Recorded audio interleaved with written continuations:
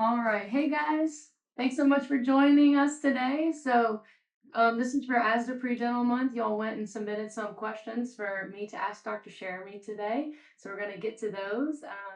We have Dr. Cheramie joining us today. He is the Dean of Admissions, Student Services, and Alumni here at LSU Dental School. He's been with LSU since 2003 and has been in admissions since 2004. So we're going to be asking him a few questions today. Wonderful. Thank you. Thank you for doing this, Sarah. I appreciate all your time and all your efforts with us and make this happen. Absolutely. Well, thank you for joining us, Dr. Cheramie. Happy to get this message out. Let's do it. Let's get to the first question. Excellent. So, why don't you tell us a little bit about yourself? Well, I was also a student here prior to becoming a faculty member. So I was in the private practice sector for 10 years prior to becoming faculty here, and then enjoyed comprehensive clinic, but rose through the ranks and went through administration. Now this is the best job in the world. Just love admissions and getting the best people here at the school for LSU, and then the best person out of private practice. So that is a great mission of life. Oh yeah, and we love having Dr. Cheramie. He's the best. Too kind. Too kind. All right. So you all submitted some of your questions for Dr. Cheramie, and we're going to get to those. The first question that we have is about being a foreign educated dentist and improving their profile, like their application. And so, what can a foreign dentist do who's looking to apply to LSU? What are their options? What can they do to kind of make an application stand out? Are there any volunteering opportunities that may be good? Tell us about that. Okay, it's a complicated question. I'm glad we started with, I think, the hardest question first. So the good news is there are two options in our program. One is through our 4-year DDS program to apply through that route. The other one is our internationally educated dentist program, which is probably the more appropriate route for a foreign trained dentist. The truth of it is, if you have a foreign degree and you apply to our 4-year DDS program, my committee usually has a few concerns about how are they going to teach you the LSU method when you already know another method. So it's much easier to come into the international program where it's not as long, not as arduous. The pathway seems to be a little bit more predictable. But if you wanted to go the DDS 4-year route, continuing your education through formal means would be probably recommended. Doing a U.S. accredited program, either a master's degree program or a post-bac program, would help. We go by TOEFL scores and board scores too, so we want to make sure that those are above board, competitive. But like I said, for our 4-year DDS program, the three things that trigger a supplemental application are your academic credentials, which include your GPA, your DAT score, and your letters of evaluation. So those have to be above board. With about 1,300 applications for each interview cycle, so it's extremely competitive. So be in touch with us. Certainly email us, and we can help you out with that. Dr. Wilson is the director of the internationally educated program, and I would recommend for foreign trained dentists that's the route that they should take. Definitely. And we can put Dr. Wilson's contact information as well in, so you can reach out. Thank you, Dr. Cheramie. Perfect. Yeah. On to the next question. In what ways can an applicant improve their application besides increasing their DAT score? It's a great question, a popular one too. I know that DAT is a bear of an exam, but unfortunately, it gives us a lot of information about not only your test taking skills, which is important because you'll be taking a board exam as a dentist, but also it kind of lets us know if your brain is thinking the way that we need to be thinking to be a successful student here. So that's why DAT is so important. But like I mentioned before, the three parts of the first part of getting to that supplemental application request are your GPA, your DAT scores, and your letters of evaluation. So besides the DAT, you want to make sure your GPA is where it needs to be. Currently, a competitive GPA is about a 3.65, cumulative a 3.5 in science. And then DAT right now is 21. That keeps creeping up higher each year. We've had 28 successfully apply, 29. So 21 is almost the minimum now you have to make to get to that next step. And then, of course, you want to be nice to your committee and your professors so that the letters for you are good. Interestingly, about 4 times a year, we'll get letters that aren't really great for a student. Unfortunately, those are confidential. Fortunately, they're confidential. So we can't really tell an applicant that that's the problem. So you can apply with your 4.0 and your 20 and your DAT and still not get an interview because your letters, which are an important part of that credentialing are not where they need to be. Mm-hmm. So you have to be careful about that and reapply next time without the same letter writers. Yes. Use that strategy. So I hope I answered that question. Yeah. It's getting, you have to have that GPA, the DAT score, and those letters, and then that's only half of the battle. The next half is the interview. Mm-hmm. So some people have or drift on paper, and they have these, and I can't wait to meet them, and then they come for an interview, and I'm like, that's why we interview. So you have to. It's not over yet. You still have to have that interview, and we have to know that you can be personable and kind. We want to reverse the image of dentistry as this mean monster career where people hate going to a dentist. We want more kind, nurturing, caring applicants, and we want someone who can teach for the next 4 years. So that's rather important, and we get all that information during the interview. Mm-hmm. Yeah. Dentistry is a lot of interacting with people, so that's so important. It is about that for sure. And then there was another question to kind of go off of that. Are there ways that you recommend practicing for dental school interview? Oh, yes. By cold, I call it cold interviewing with as many people as you can. Like if you're doing your shadowing in that office, you're shadowing, ask the dentist or hygienist or anyone in there to help you with interview questions. They usually remember theirs and they can help you. I don't think going truly asking someone you don't know to ask you questions is the way to go. You want someone that's kind of familiar with your application or at least your background to run through the questions with you. Whatever you can do to get the nerves out. If you're too nervous during the interview, that doesn't help you. So as much practice as you can get, as much difficult questions that they can throw at you, that's certainly what we recommend. Yeah. Awesome. All right, let's see. On to the next question. How could I improve my chances at an interview after receiving a supplemental? The bad news is you can't.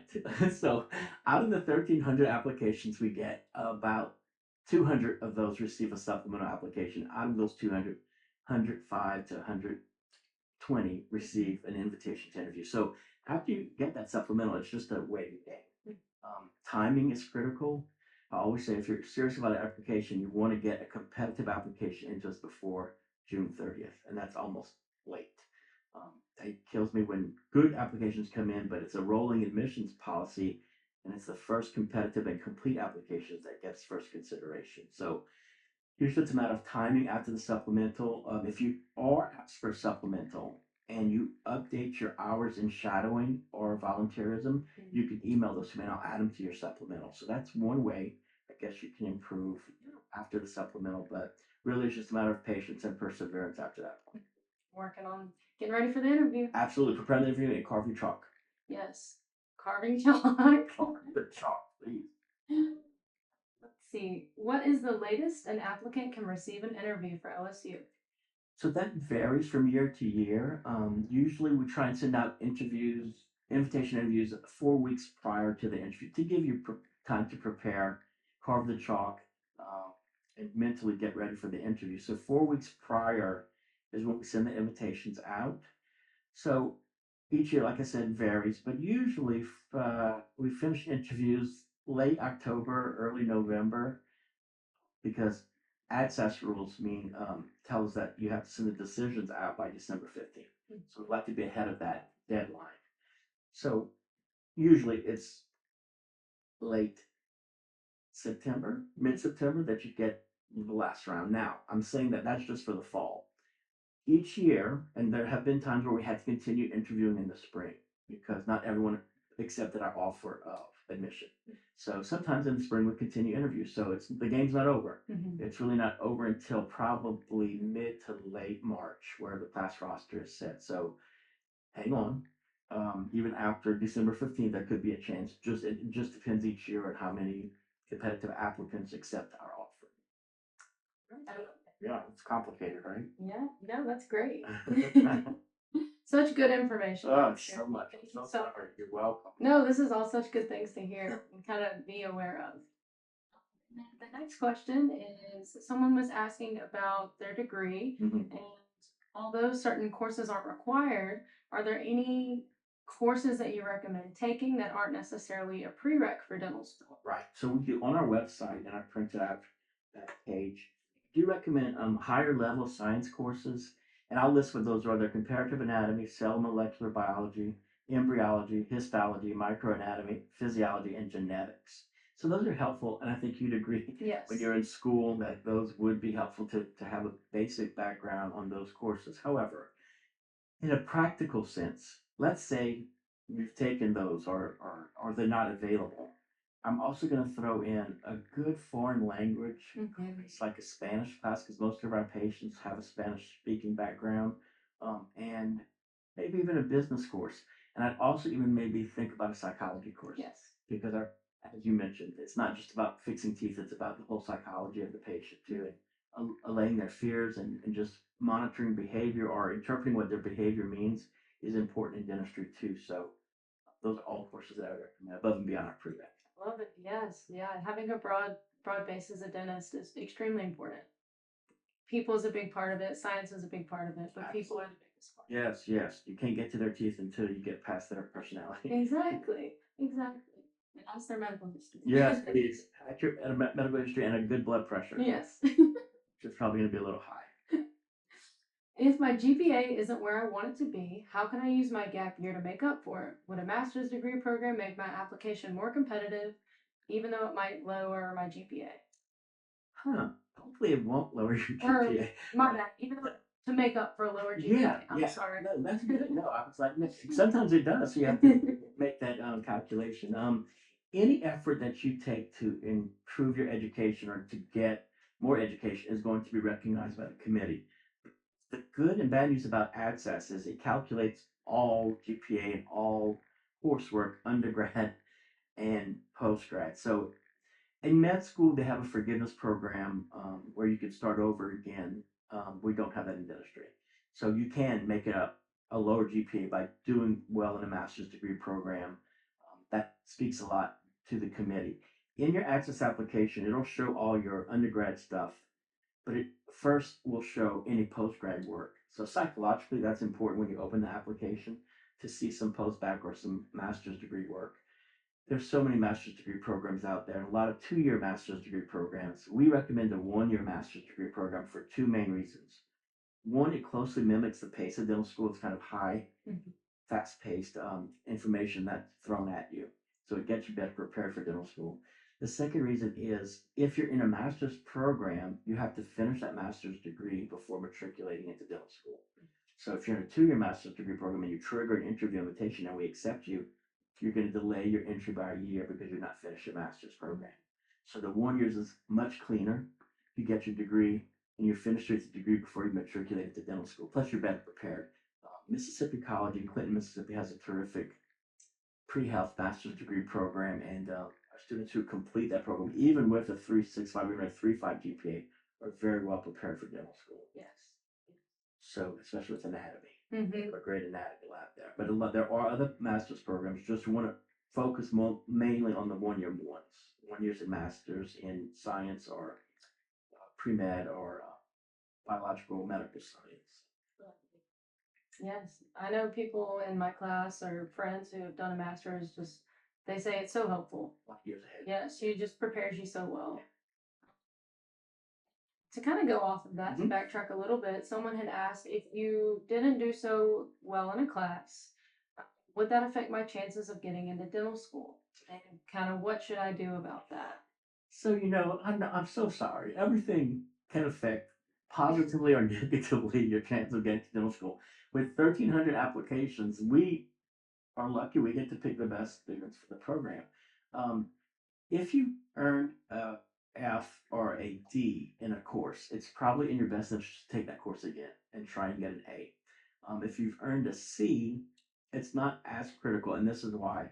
The new course grade that you earn will be averaged into your old one. It won't replace it.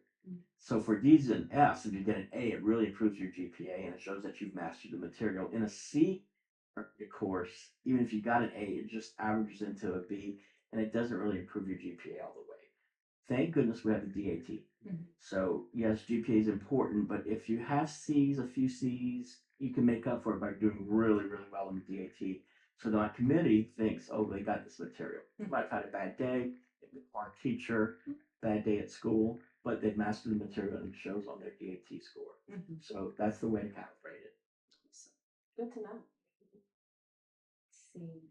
And then one last question from y'all says, what does high quality volunteering service mean for incoming applicants? There's so many types of service, and we recommend that you list all of them in your application. But what we consider high quality are those with living thing interaction. I used to say just human interaction, but I think that if you do a pet community outreach program, anything with living things shows that you're a good person and that you care about people. Because I think if you're good to pets, you're good to people. So high quality just means that you are able to see the difference you make in an animal's life or a person's life by doing that volunteer effort. The other types of community service are fundraising, which absolutely should do, lots of love, donating your hair to cancer victims, Relay for Life. All of those are great, but you don't really see the immediate effect. High quality things like volunteering at SPCA's, Habitat for Humanity, building homes for people in need, uh, reading and tutoring to people, seeing them get it. All of that's important and all of that's high quality, what we consider high quality. So, kind of move toward the high quality stuff because we want to know that you care for people. That's an important part of this application process. Definitely. Those direct interactions with people is so important because, like you said, dentistry is people. It's all. But you know what? If you love dentistry but don't like people, don't give up. There's still a place for you. We have lab tech, We they do. can do beautiful artwork and not have to worry so much about the patient attached to it. So there's always a lid for every pot, so to speak. Always. Yeah, always a niche. We love it. Yeah, but for dentistry, you should probably like people. Yes, you see a lot of people a day. Yes, yes, and not always happy. Correct. But it's okay. That's right. That's why we're here. And then just the last few questions. So why does LSU do chalk carving? So the chalk carving used to be the PAT portion of the DAT many moons ago. What the ADA discovered is, like what I'm discovering these last 3 years, is when the chalk is mailed, it breaks. So they got a lot of broken chalk and weren't able to accurately grade the PAT. So they switched to the keyhole questions and the folded questions that are classic PAT questions now. LSU decided to keep the chalk carving as a supplement for hand skills. Um, and I'm glad we did because we just published a paper a few years ago, and there is a correlation between chalk scores and preclinical operative grades. There is no correlation between PAT scores and preclinical operative grades. So I'm glad we kept it. For me, it's not just a matter of hand skills; it's a matter of time management, organizational skills, self-assessment, because we get to talk about your chalk during the interview. And it really, for me, is, are you going to do crazy things that we ask you to do? Because you're going to get a lot of that in dental school, right? Not knowing why you're doing it. You may not know why you're carving the chalk, but there's a reason for it. You may not get it for 2 to 3 years, but it's kind of a gauge, a measurement for me to see if you're going to do even the oddest things we ask you to do, because that's going to be important when you're in dental school. So it gives me so many metrics that I can use. Definitely. And I like what you said too about being able to talk about it. Yeah. You can't really talk about your PAT score on the PAT, No, we're the only school that still has kept it as a criteria for admissions, and it's the self-assessment piece that's most important. That's awesome. Yeah. And last question that I'm going to ask you. Sure. Well, second to last. Okay. Do you have any advice for writing a personal statement? So that's an important part of your application. Oh, I do have one major part of advice, piece of advice before I even get into the details. I know it's easy now to use ChatGPT to write things. It's not going to do you any favors if you ask ChatGPT to write your personal statement. I promise you, ChatGPT doesn't have enough information about you to write an accurate personal statement. I hadn't even thought about Yeah, I know. I got to think of all this now. So y'all, please don't use ChatGPT. If I find out, and there are ways to find out, it's not going to look good for you. So make sure. Remember, I'm looking at everything. I read every application that I receive. That's why I'm talking fast and crazy. That's just part of it. That's your first chance to separate yourself from the thousands of applications. You want to really be sincere.